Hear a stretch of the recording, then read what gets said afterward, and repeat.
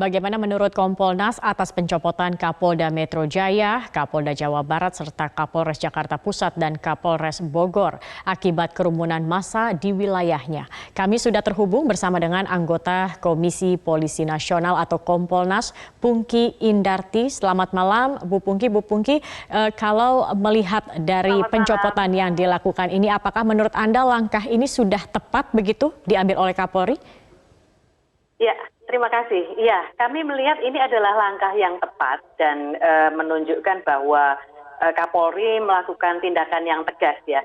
Karena sejak awal memang pada saat wabah COVID ya, pandemi COVID, Kapolri sudah mengeluarkan maklumat Kapolri di mana di situ yang menjadi dasar adalah keselamatan rakyat adalah hukum yang tertinggi. Solus populi suprema lex exto. Nah, oleh sebab itu jajaran di bawahnya harus melaksanakan apa yang diperintahkan oleh Kapolri. Terlebih lagi dalam perjalanannya kemudian pemerintah juga mengeluarkan Inpres ya nomor 6 tahun 2020, kemudian merintahkan kepada Polri untuk melakukan tindakan-tindakan yang membantu pemerintah daerah dalam pelaksanaan pencegahan wabah COVID. Nah, di situ termasuk diantaranya adalah tindakan-tindakan yang terkait dengan pengawasan, kemudian pembinaan, dan terkait juga dengan penegakan hukum. Beberapa waktu terakhir ini kita melihat bahwa ada pelanggaran terhadap aturan-aturan terkait dengan protokol kesehatan itu, Mbak Zakia. Baik, tetapi Bu Pungki kalau kita melihat maklumat dari Kapolri ini sendiri begitu implementasinya di lapangan, kadang penindakannya begitu tegas, tetapi terlihat juga misalnya beberapa event sepertinya bisa saja ada acara dengan kerumunan massa yang cukup besar, tetapi tidak ada tindakan dari pihak kepolisian. Kalau dari evaluasi Kompolnas terkait dengan ketegasan kepolisian dalam mengimplementasikan maklumat Kapolri tersebut itu seperti apa, Bu Pungki? Kok tampaknya sepertinya belum dilakukan secara adil, secara menyeluruh begitu?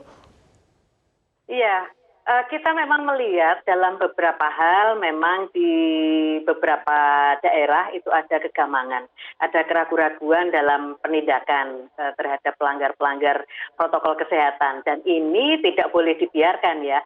Ini memang harus dilakukan tindakan yang tegas, karena tindakan yang ragu-ragu itu fatal karena berkaitan dengan protokol kesehatan, berkaitan dengan pandemi COVID. Kalau ini tidak dilakukan dengan tegas, dikhawatirkan akan semakin meningkat jumlah para penderita COVID ini. Saat ini ya, per hari ini sudah 470.000. Ini kan seharusnya bisa ditekan gitu ya angkanya.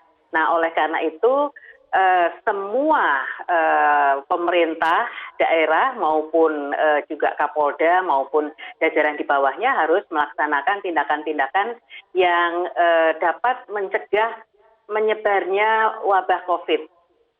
Baik, artinya jadi tidak boleh ada tebang juga pilih, begitu ya? Ya betul, dan tidak boleh ada tebang pilih ya, nggak boleh ada diskriminatif. Semua mesti harus dilakukan sesuai dengan prosedur dan juga dilakukan dengan tegas. Baik, ini pencopotan sudah dilakukan oleh Kapolri begitu sebagai tindakan tegas atas apa yang terjadi mungkin dalam 1 minggu kemarin atau beberapa hari kemarin begitu, Bu Pungki. Kemudian seharusnya bagaimana polisi kemudian apa yang harus dilakukan polisi begitu ketika menghadapi kerumunan massa yang jumlahnya cukup besar? Iya, polisi mempunyai tugas untuk mewujudkan Harkamtibmas atau pemeliharaan ketertiban dan keamanan masyarakat. Nah, kemudian untuk melakukan itu dengan cara pelayanan, pengayoman, dan perlindungan kepada masyarakat serta penegakan hukum. Nah, dalam melakukan tindakannya, polisi diharapkan melakukan tindakan preventif dulu atau pencegahan. Nah, tindakan preventif adalah tindakan untuk bagaimana mencegah adanya aksi-aksi atau tindakan-tindakan yang menimbulkan kerumunan massa. Katakan misalnya jika tadi dalam kasus misalnya kalau kita melihat ya beberapa waktu terakhir ini kaitannya dengan Rizik Syihab, ketika pulang di Cengkareng saja itu sudah menimbulkan kerumunan massa yang luar biasa dan tidak memenuhi protokol kesehatan. Nah, seharusnya bisa diantisipasi seperti itu. Bagaimana bacaan dari intelijen keamanan terhadap hal itu.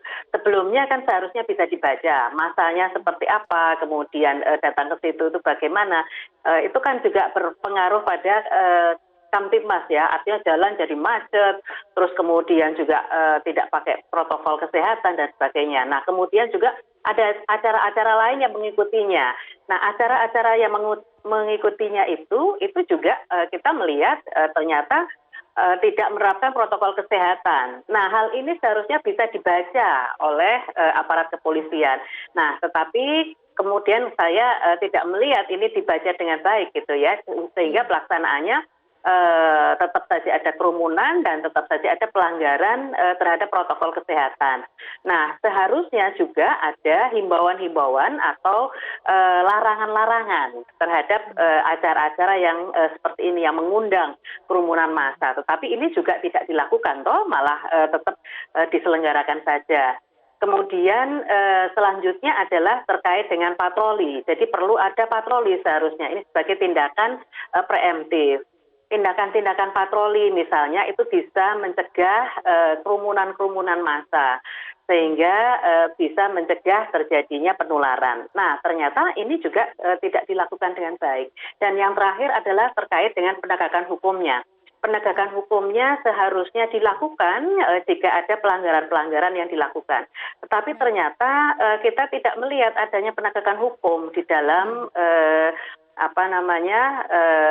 kerumunan-kerumunan tersebut. Meskipun sebetulnya dalam hal pencegahan terhadap COVID ini yang memegang kendali seharusnya adalah pemerintah daerah atau gubernur. Dan kemudian dalam kaitannya dengan penegakan hukum dilakukan oleh Satpol PP yang dibantu oleh aparat kepolisian. Oleh karena itu mesti harus ada koordinasi yang baik antara kepolisian dan pemerintah daerah. Artinya ada masukan-masukan, kemudian bagaimana polisi bisa berkomunikasi dengan baik dengan stakeholders dan kemudian decision maker. Setelah pencopotan ini ada penindakan hukum juga begitu ya Bu Pungki yang juga dilakukan terhadap terhadap pelanggaran yang kemarin terjadi. Tetapi kalau evaluasi dari Kompolnas, apa sebenarnya yang menyebabkan kepolisian kemarin ini tidak bisa bertindak tegas dalam penegakan protokol kesehatan? Apa yang menjadi kendala mereka? Ini kan sudah sesuatu yang seharusnya sudah biasa dilakukan begitu, Bu Pungki. Betul. Betul. Saya melihat ini ada keraguan-raguan atau kegamangan dari kepolisian karena mengingat misalnya dalam kasus Rizik Syihab ini yang bersangkutan ini kan masanya banyak seperti itu sehingga kemudian dikhawatirkan mungkin terjadi tindakan-tindakan yang nanti malah memancing keributan. Nah, seharusnya hal-hal semacam ini kan bisa dipecahkan ya, bisa diselesaikan begitu. Jadi jangan sampai ini terakumulasi kemudian menjadi sebuah kerumunan yang besar di mana polisi sendiri tidak mampu mengendalikan. Itu malah fatal dan berbahaya gitu. Baik, terima kasih anggota Kompolnas Pungki Indarti sudah bergabung bersama kami di Top News.